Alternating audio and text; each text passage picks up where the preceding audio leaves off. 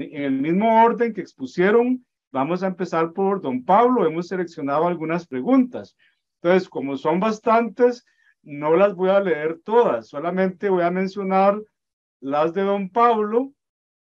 Vamos a dar unos 5 minutos y después vamos siguiendo en el orden de las exposiciones.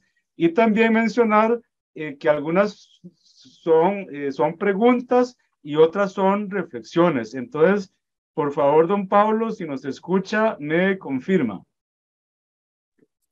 De acuerdo, muy bien. Listo, don Pablo, como te decía, algunas son reflexiones y otras son preguntas. Y tiene 5 minutos para referirse, para que usted seleccione con cuáles quiere referirse. Don Ujú. Pablo, Claudia Jazmín nos consulta quiénes se han beneficiado más con las denominaciones de origen del tequila, los actores territoriales o la inversión extranjera. Por su parte, Selene nos consulta, ¿crees que con la creación de un logo unificado para las denominaciones de origen ayuda a regular las marcas? ¿Qué sabes de la creación de la Secretaría de la Gastronomía Mexicana? En esa misma línea, don Gerardo nos consulta, queda la preocupación acerca de la viabilidad social y territorial de las denominaciones de origen y las indicaciones geográficas. ¿Qué recomendaciones nos daría para que futuros procesos de valorización con esos instrumentos sean exitosos?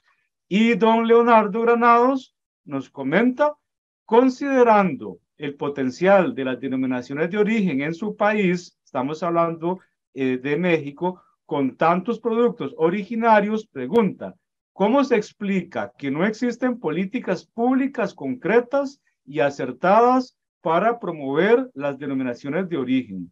¿Ve usted alguna alternativa para recuperar estos procesos? Y finalmente, Alain Giraud consulta para Pablo. Desde tu perspectiva, ¿cuáles serían las políticas públicas concretas que se deberían implementar en el caso de México? Don Pablo, Muy bien, adelante. excelente, muchas gracias. Pues sí, sin duda las preocupaciones que yo veo por acá es respecto a esta asimetría en los beneficios que han tenido los actores a lo largo de los años en las denominaciones que existen, que operan, que tienen una escala suficientemente grande, ¿verdad? O suficientemente atractiva y no se han concentrado, alguna, porque alguna opera también, pero en una escala también muy pequeñita. Entonces, evidentemente, pues son los cuestionamientos son pues para esas, ¿verdad? Que son más importantes.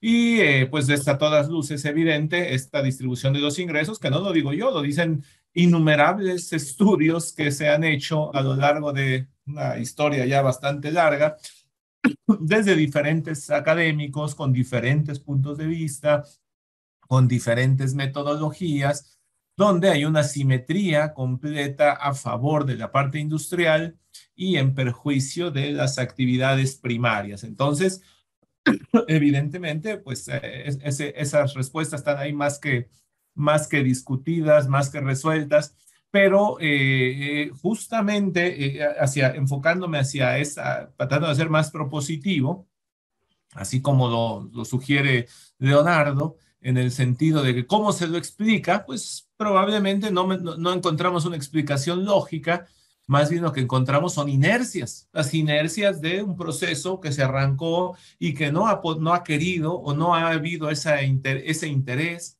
o esa voluntad para poder asumir, entenderse de otra manera o asumir incluso las autoridades, las instituciones, nuevas reglas o nuevos retos, pensando que como económicamente funcionan bien, pues se da por hecho, se da por sentado que todo lo demás viene por añadidura. Y eso es quizá la parte más conflictiva, ¿no? Pensar que las cosas, si las cosas económicas, la dimensión económica funciona bien, las demás van a funcionar automáticamente.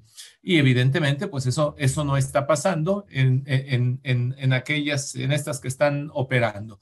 Y celebro también la participación y el cuestionamiento de Alain Giraud, representante del INPI, ahora en este espacio, justamente sobre este planteamiento. Lo que hemos tenido oportunidad en algunos foros justamente de discutir, de proponer es, ¿por qué no pensar en un ente interinstitucional? Porque por un lado, las indicaciones geográficas lo que necesitan es primero que nada un registro, las denominaciones de origen, necesitan un registro que justamente es lo que hace el INPI, pero también necesitan una asistencia, un conjunto de servicios en los diferentes eslabones de la cadena de valor. Si bien el INPI es parte de la Secretaría de Economía, donde además se encuentran los procesos industriales, pensando en los destilados al menos, también necesitamos entonces una colaboración, un acercamiento con las autoridades correspondientes a los primeros eslabones, a los primarios concretamente, pero no nada más eso, no nada más acercarlos, también que interactuar y también discutir y también un ente que sea imparcial, que represente, que tenga voz y voto, así como se supone que sucede al interior del Consejo Regulador, que sabemos que pues a veces las cosas no son tan justas y tan parejas para todos, pues también desde el lado de las políticas públicas. ¿Por qué no un ente que sea capaz de observarlo a lo largo de todos esos diferentes eslabones, cómo se dan estas actividades de producción y comercialización, de transformación, incluso menudeo? Ahora que veía, por ejemplo, el caso y la experiencia colombiana, wow, pues veía que tienen un rol muy importante en aspectos de comercialización, de comunicación, de representación, y es el sector público, no está simplemente ahí un consejo regulador que promueve su propio producto, sino se representa por una figura pública que promueve y que se supone que representa a todos esos actores, particularmente aquellos que son los más débiles. Está claro que los industriales no necesitarían quizá en este momento, los destilados, quiero decir otra vez, que son los más representativos, ¿verdad? Y los que funcionan solos, independientemente de la denominación de origen, no necesitan quizá más apoyo, más respaldo. Los que necesitan son aquellos eslabones iniciales que no han podido incorporarse, que no han logrado incluso formar su consejo regulador, que no se ponen de acuerdo todavía para definir un pliego de condiciones. Ahí es donde el sector público tiene que participar con sus diferentes figuras, con sus diferentes especialidades, para poder impulsar estos esfuerzos y que no se queden en promesas, que se transformen en realidades. Incluso me atrevo a decir que hasta la Secretaría del Medio Ambiente debería tener un rol, un pie en esa comisión para impulsar estos esfuerzos. Muchas gracias. Muchísimas gracias a don Pablo por ese gran esfuerzo de reflexión y síntesis.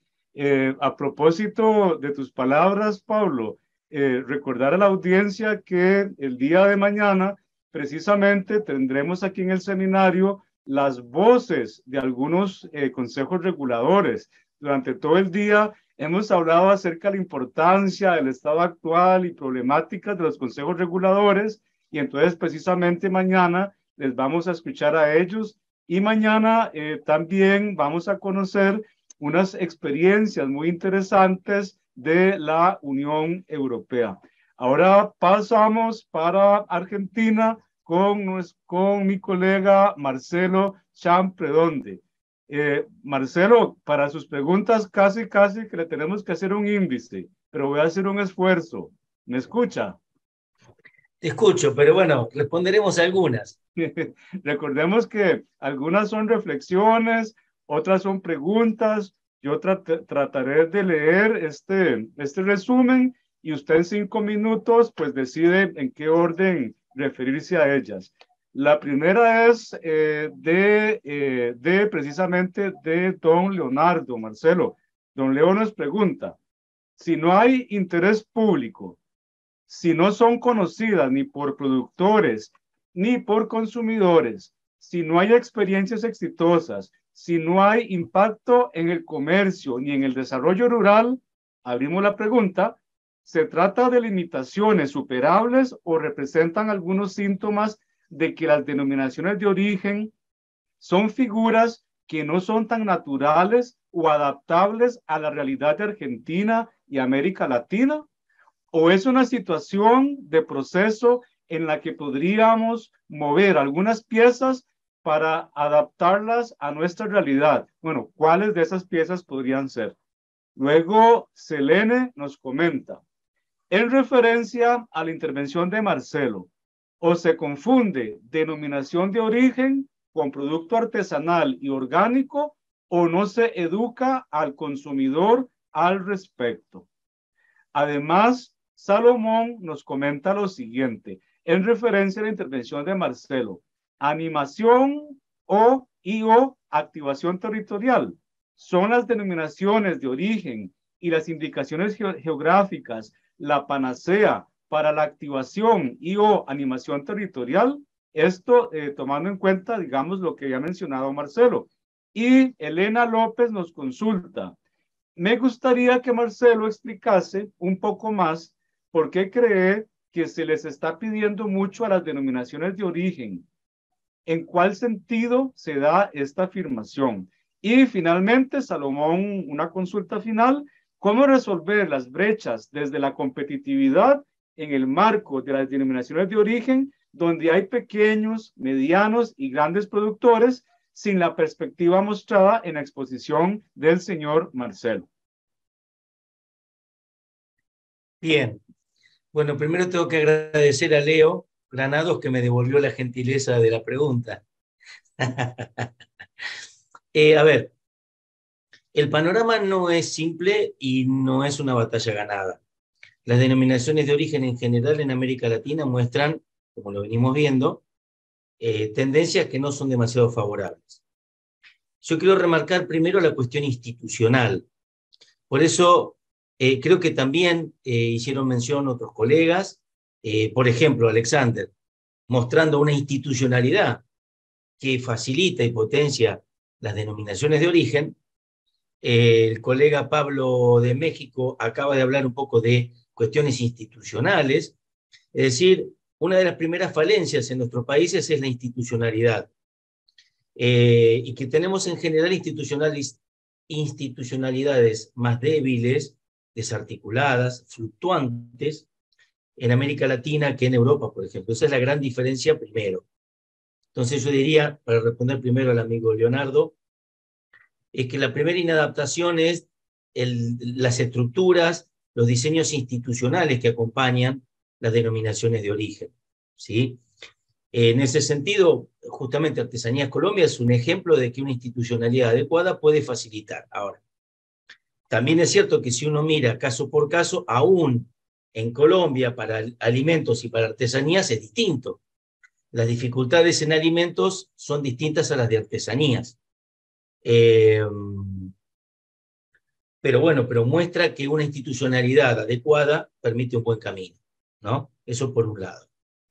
Creo que no está en nuestra naturaleza, y otra vez, mire, porque Alexander después se extraña que yo cito mucho Artesanías Colombia, me dice, pero mira, bueno, sí, es así. Quiero destacar otra cosa, es que Artesanías Colombia tiene una visión de valorizar el artesanato, y la denominación de origen es una estrategia dentro de ese abanico de herramientas, y quizás reciente respecto a otras estrategias más amplias. Entonces, vuelvo al concepto de valorización, como atribuir sentidos positivos, comunicarlos, asumirlos, y que hay distintas herramientas y estrategias de valorización, como son los circuitos cortos, las ferias, no sé, la venta online, el turismo rural, la venta en granja, bueno, lo que sea. Las denominaciones de origen y los sellos de calidad en general, vuelvo a Perú, quizás estaría bueno que haga alguna mención a Xiadí sobre eso, cómo complementaron con marcas colectivas las indicaciones geográficas, para descargar y complementar las calidades que pueden comunicar las denominación de origen. ¿Por qué? Una pregunta dice, ¿por qué pienso que le pedimos demasiado? Primero, sobre las calidades que comunican. Las denominaciones de origen son muy específicas en la calidad que comunican y quedan afuera un montón de situaciones. Entonces, no podemos cargar a la denominación de origen con todas las situaciones porque si no, las desvirtuamos. Y en segundo lugar, tampoco podemos pedirle una herramienta que cumpla todas las funciones. Es solo una herramienta. ¿De acuerdo? No le podemos pedir que contribuya a preservar el patrimonio, diferenciar, vender mejor precio, acortar. No se le puede pedir todo, es una herramienta, ¿no? Lo central es cómo se implementa esa herramienta. Voy a volver sobre el tema de las metodologías y los conceptos. En eso lo hemos escrito, lo hemos compartido algunos espacios también gracias a Artesanías Colombia en distintos países, bueno, en Costa Rica, en Brasil. Entonces, poner el foco en la metodología, además de la herramienta, y situar la herramienta en un contexto de otras estrategias de valorización y de diferenciación. El concepto de activación territorial es un concepto que yo no uso porque lo veo un poco como colonizador. Venimos a activar algo que estaba desactivado. Animación territorial es de un geógrafo argentino que es Bustos Cara, y me gusta porque pone el acento en las personas. Lo que buscamos es valorizar las culturas, los territorios. Los productos son puertas de entrada, y por eso la animación territorial también me gusta como concepto, porque se adapta a distintas realidades. Pueden ser comunidades indígenas, campesinas, puede ser un grupo de artesanos, puede ser un grupo de industriales que exporta, y está menos desprovisto del concepto de progreso o de desarrollo. Por eso me gusta más animación territorial. Bien. No respondí todo, pero respondí bastante. Muchísimas gracias, Marcelo. Más bien, creo que fue una reflexión muy interesante y logró integrar todas las inquietudes. Y precisamente ahora pasamos para Perú. Nos escucha Ashaidi. Brasil. Hola. Hola. Sí. Sí, ok. Ok, vamos vamos primero con Perú. Está por ahí Ashaidi. Ashiadi está, pero tiene anulada el micrófono. Está haciendo señas Ashiadi, pero tiene anulado el sonido. Ok, tal vez Michael nos ayuda.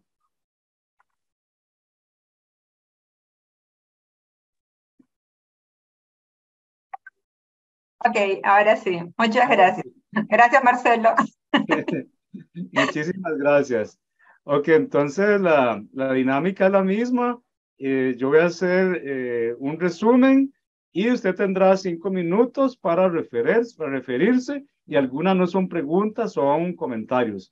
La primera pregunta es de don Leonardo Granados. Es la siguiente. En el caso de Perú, ¿quién realiza los estudios técnicos con sustento científico y quién los financia? Luego hay otra consulta. ¿Cuáles de los beneficios que usted menciona en su exposición se han logrado en forma significativa en el Perú? También tenemos otra pregunta.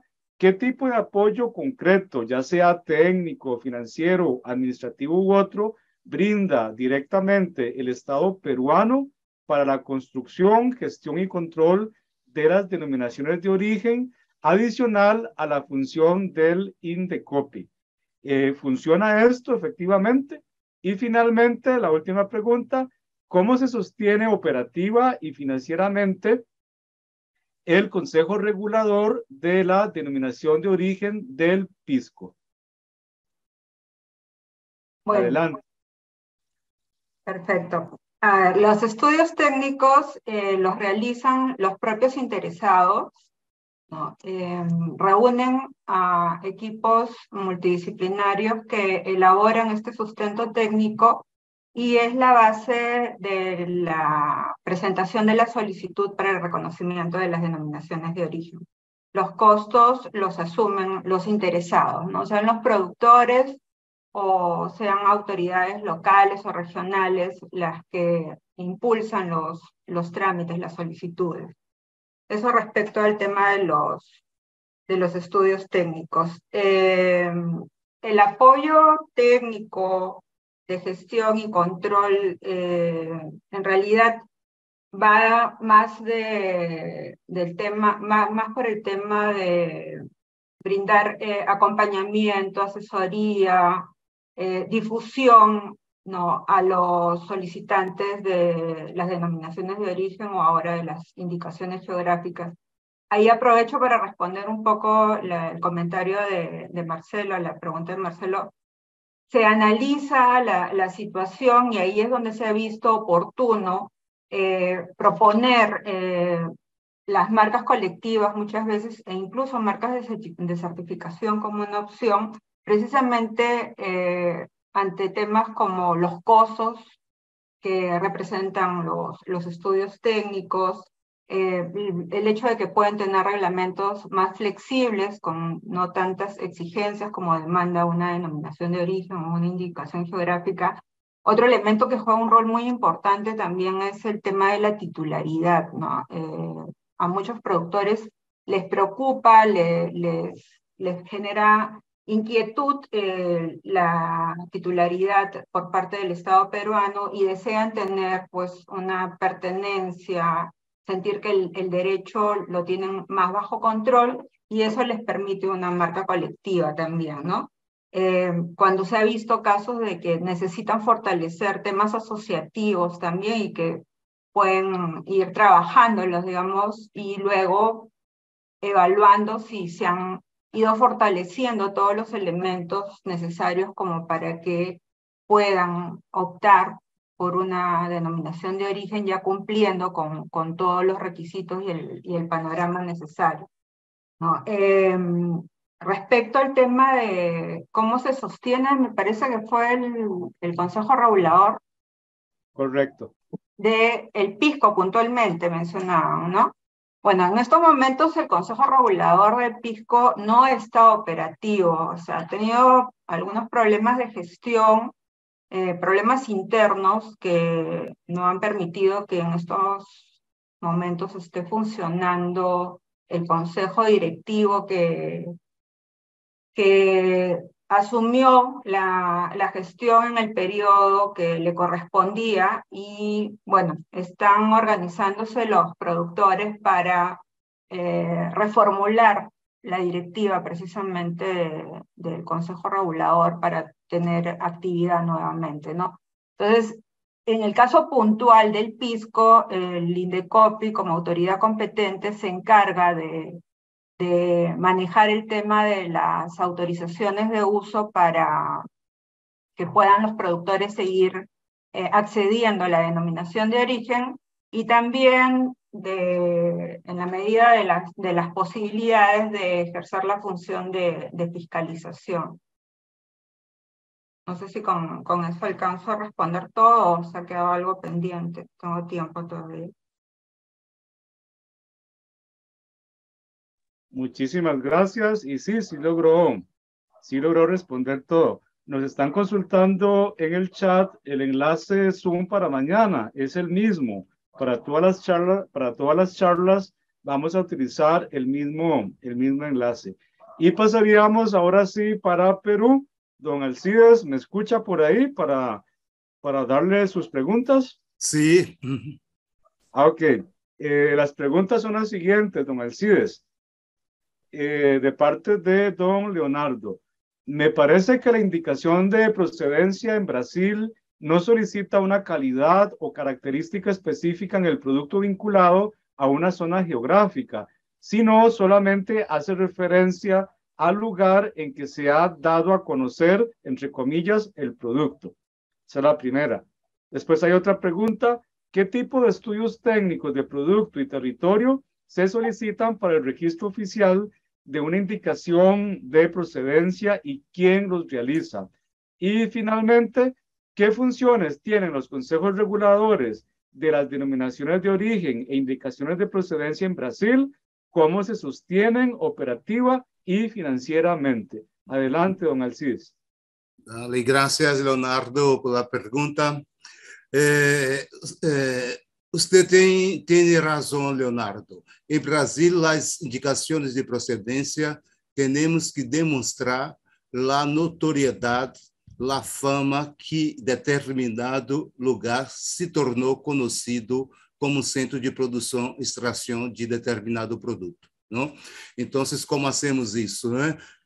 Através de fontes secundárias, principalmente, uma tese de doutorado, uma dissertação de maestria, um trabalho de licenciatura de final de curso de graduação, recortes de notícias de periódicos, cartas intercambiadas entre produtores.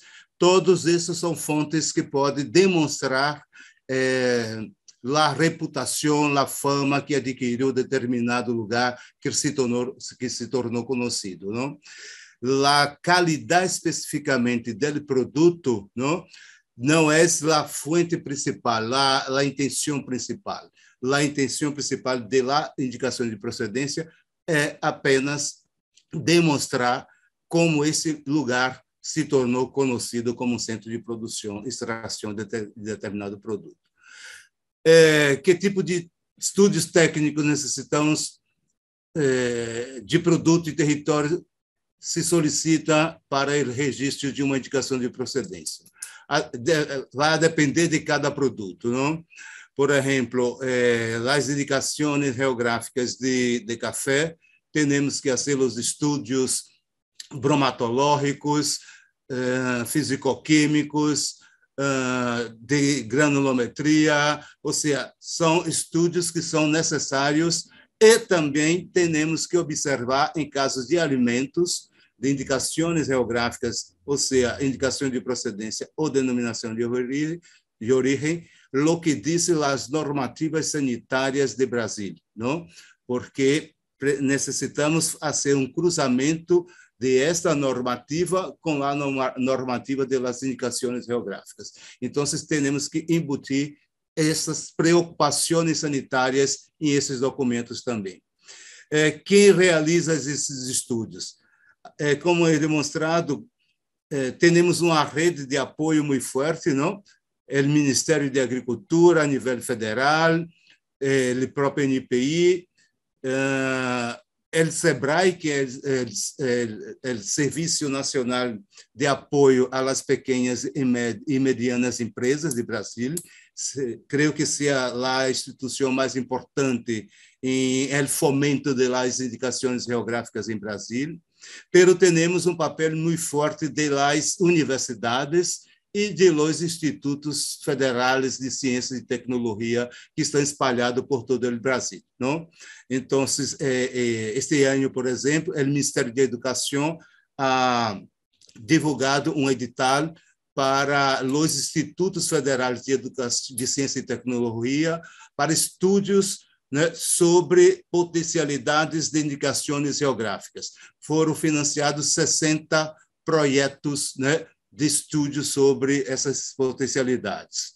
Então, as universidades fazem também em seus laboratórios, né, as análises necessárias também para a construção do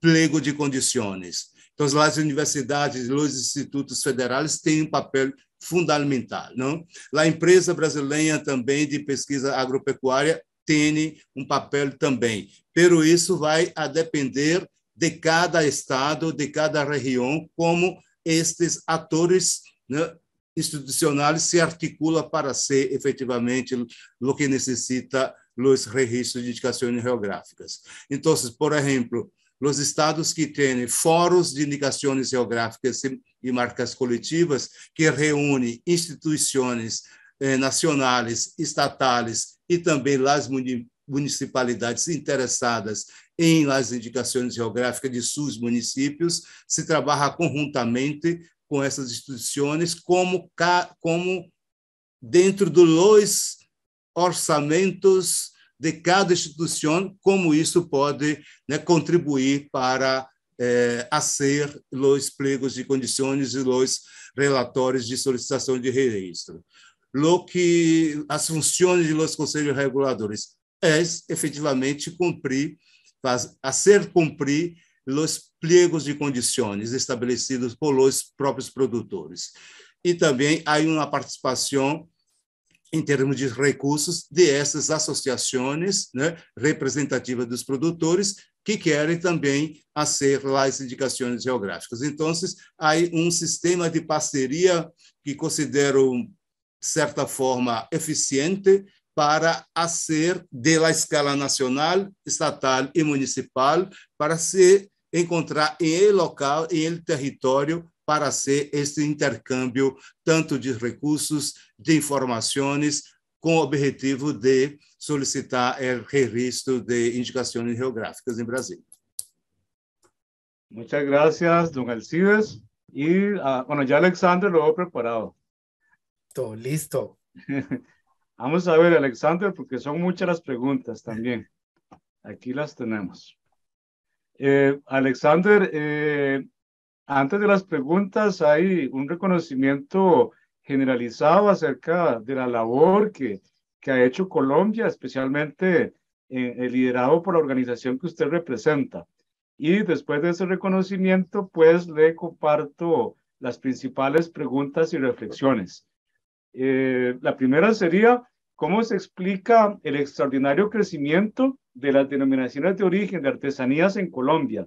Se han priorizado políticas, se ha habilitado equipos técnicos de apoyo, se han dedicado recursos financieros. Segunda pregunta, ¿cómo es la construcción participativa de esas denominaciones de origen? ¿Qué papel juegan los artesanos, las empresas, los gobiernos locales y otras instancias en ese proceso? Siguiente pregunta, ¿quién realiza la gestión operativa y comercial de estas denominaciones de origen, así como los sistemas de control del pliego de condiciones? Y finalmente, Alexander, para las denominaciones de origen de productos artesanales, ¿tuvo Colombia que desarrollar una normativa distinta a la que aplica a productos agroalimentarios? Tiene 5 minutos para hacer una síntesis. Adelante. Bueno, muchísimas gracias. Sé que Leonardo está detrás de todas estas preguntas, que me invitó y que nos conocimos y ya hace años en Italia y tuvimos la oportunidad de empezar a compartir sobre estos temas. El programa, como les comentaba, lleva ya 14 años. Los recursos al inicio se hicieron desde esa política que creamos en el 2008, enfocado al tema de propiedad intelectual en Colombia, y que nos invitaron a presentar proyectos. De ahí salió la posibilidad de este proyecto de propiedad intelectual aplicado al sector artesanal, del cual se creó el primer COMPES y que en una segunda fase se acaba de renovar el año pasado por otros 10, 15 años más. Entonces son temas en los cuales se creó, por ejemplo, el Comité Interadministrativo de Propiedad Intelectual de todo el gobierno colombiano, donde hacemos parte varias de las instituciones que nos apoyan, desde el Ministerio de Comercio, Industria y Turismo, de Cultura, muchos de los aspectos también, sobre todo, por ejemplo, la Oficina de Propiedad Intelectual Colombiana, que es nuestra Superintendencia de Industria y Comercio, y ha sido siempre como un trabajo en conjunto. Y desde Artesanías de Colombia, que somos una empresa comercial e industrial del Estado, también del sector comercio, industria y turismo, pues ese apoyo que se ha venido dando frente a esa posibilidad que se tiene tan rica en nuestros países latinoamericanos de poder optar y tener esas opciones tan importantes de que en una sola región se cumplan los requisitos de una indicación geográfica, de una denominación de origen, que tenga todo un proceso de una transformación de una materia prima hasta el producto final y que nosotros podamos como tal acompañarlos, no necesariamente siempre con denominaciones de origen. Hay algunas que han empezado con marcas colectivas para darse a conocer y luego han terminado y hemos hecho proceso de denominación de origen.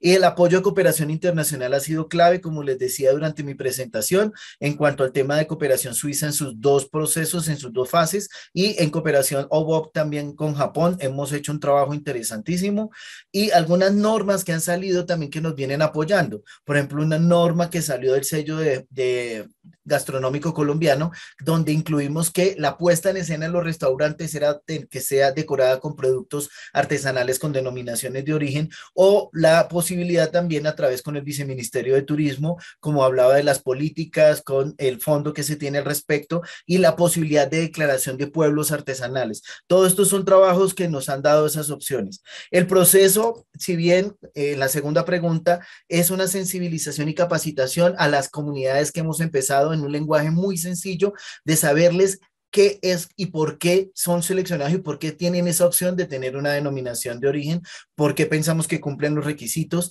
nunca es impuesto, siempre está negociado con ellos, revisamos muy bien el tema asociativo.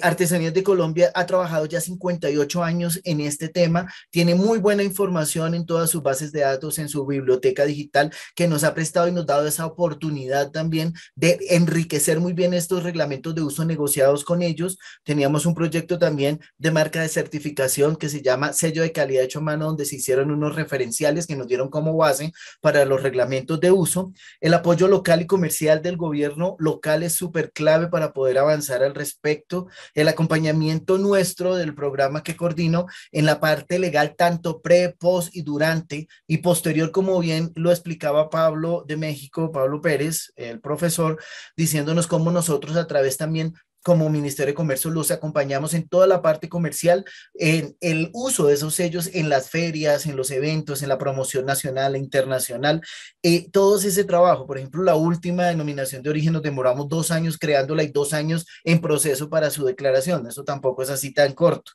Entonces, y ya finalizando la última pregunta que nos hacía Leonardo, en cuanto a la gestión operativa, los reglamentos de uso, pues siempre es acompañarlos a ellos en todo este proceso. Sabemos que esto no es estático, que esto puede mejorar, que esto puede cambiar, y que pues las normas lo permiten, en que podemos tener un momento específico cuando hacemos la solicitud, pero esto puede ir evolucionando. Esperamos que siempre sea mejor y que siempre sea a favor de la calidad de los productos.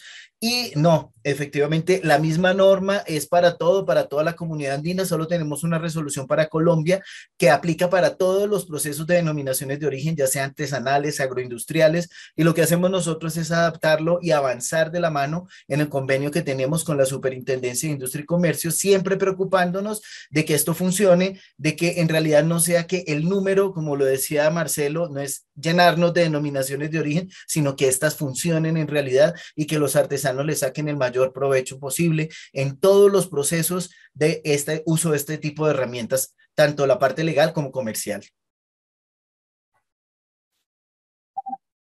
Muchísimas gracias, Alexander, justo con el tiempo.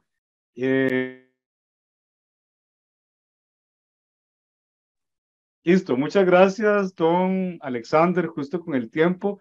Ahora cerramos con don Keylor Villalobos.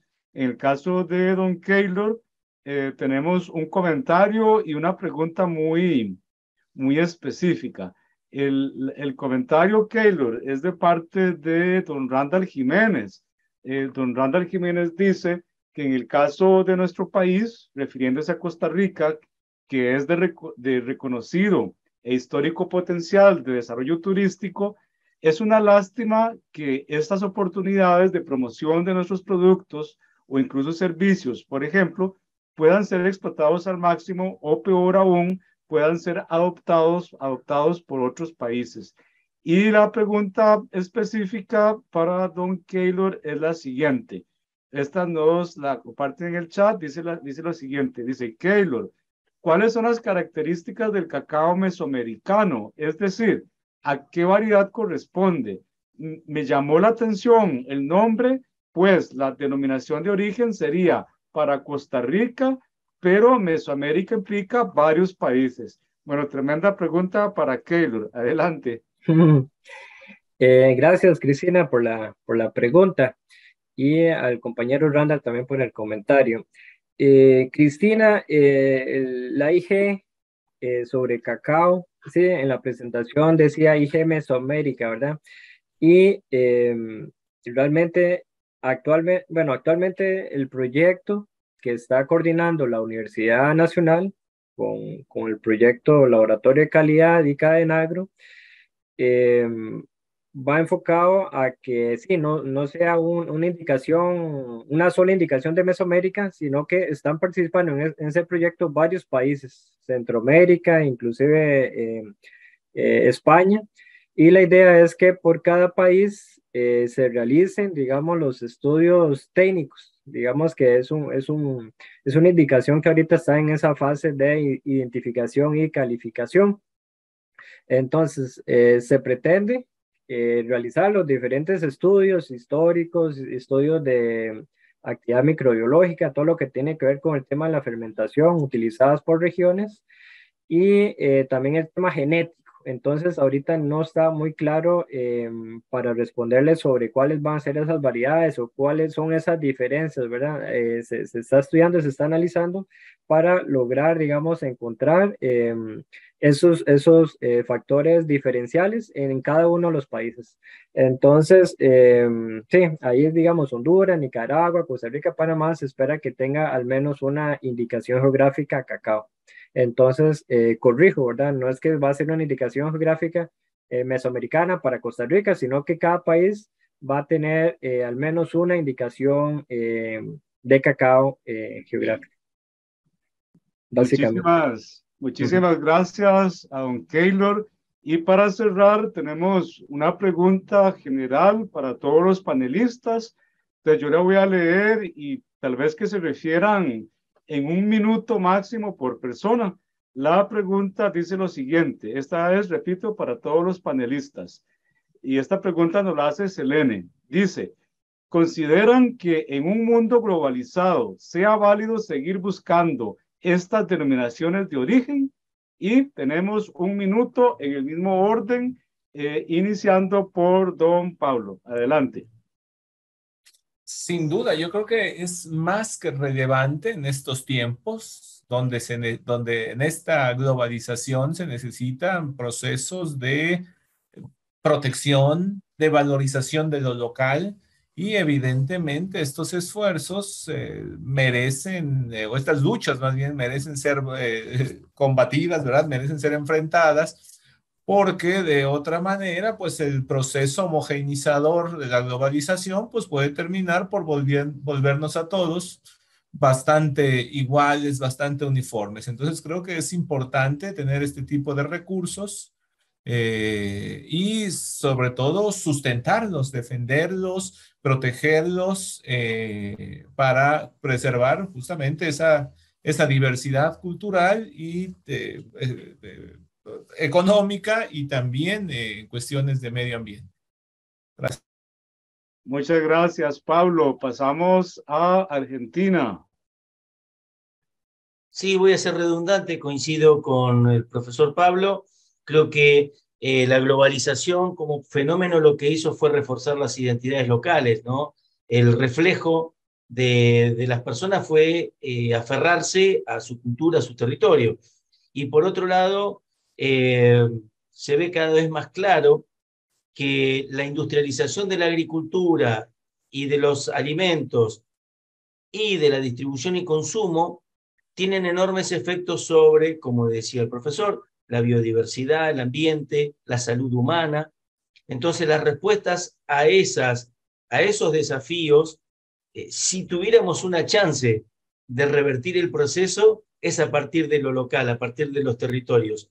Y es en ese contexto donde pensamos la seguridad alimentaria, la preservación de la biodiversidad, que las denominaciones de origen pueden encontrar un espacio como herramientas que consoliden, que apoyen esos procesos. Muchas gracias al señor Champedonte y pasamos a Perú con la señora Vázquez. Está. Ya, sí, se me escucha, ¿verdad? Sí, súper bien. Gracias.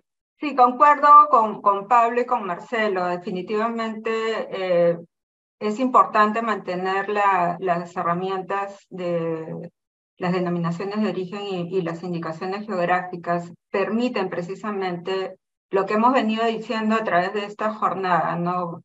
Mantener la valorización de nuestros productos regionales, aspectos culturales que van a enriquecer la información de estos productos y que se tienen que encontrar simplemente los canales adecuados, ¿no? Precisamente la globalización, la pandemia ha traído consigo el hecho de que se utilicen herramientas que antes los productores no las conocían tanto, no las utilizaban tanto, como las redes sociales, estar más conectados al Internet, y eso va a permitir que den a conocer precisamente y destacar aspectos que de repente los consumidores no tenían tan en cuenta antes, y que son aspectos de diferenciación de esos productos que precisamente les están añadiendo valor y que pueden transmitirlos, ¿no? Para que aquellos consumidores que tienen preferencias por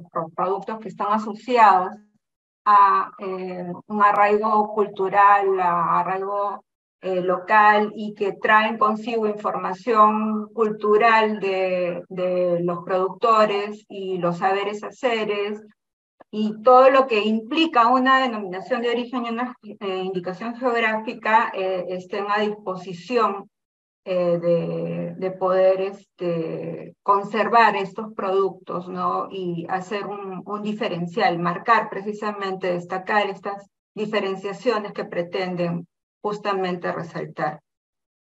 Muchas gracias a la señora Vázquez, y pasamos con el señor Dos Santos desde Perú. Adelante, don Alcides. Também vou concordar com meus companheiros, não?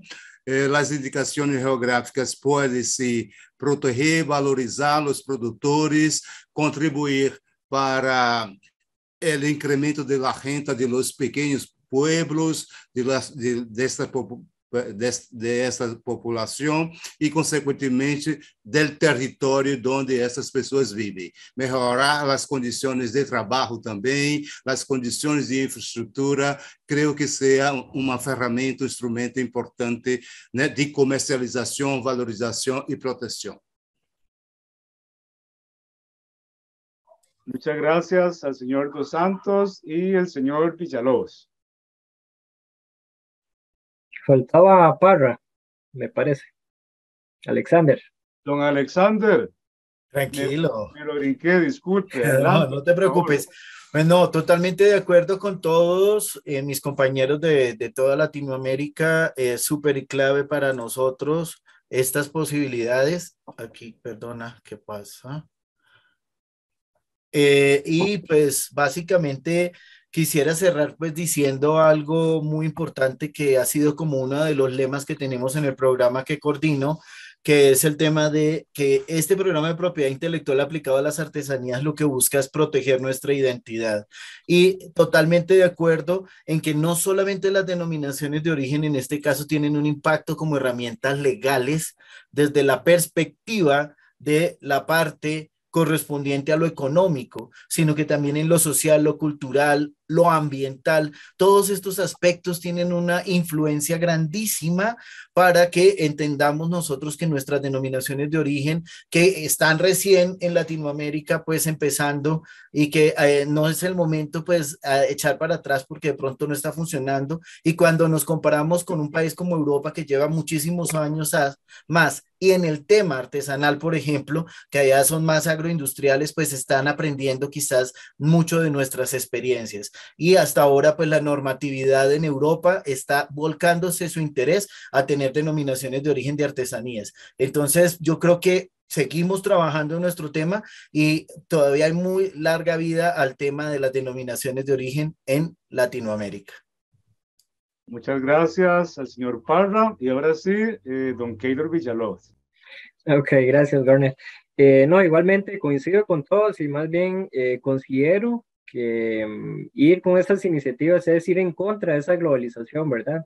Porque gracias a la globalización podemos perder material genético, podemos perder nuestros conocimientos ancestrales de nuestros pueblos. Entonces considero que sí, que más bien hay que ir fuerte, ¿verdad? Como ya han dicho, tenemos que reflexionar sobre muchos temas a nivel político, a nivel institucional, a nivel organizativo, repensando, ¿verdad?, de cómo podemos evolucionar en el tiempo y aprovechar, digamos, esos signos distintivos para posicionarnos también, viendo la parte económica del mercado, posicionarnos en esos nichos o esos segmentos que están abiertos para esos grupos de productores que cada vez están siendo más excluidos por la globalización.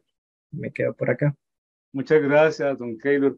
Bueno, parece que ha sido una jornada muy intensa y muy productiva.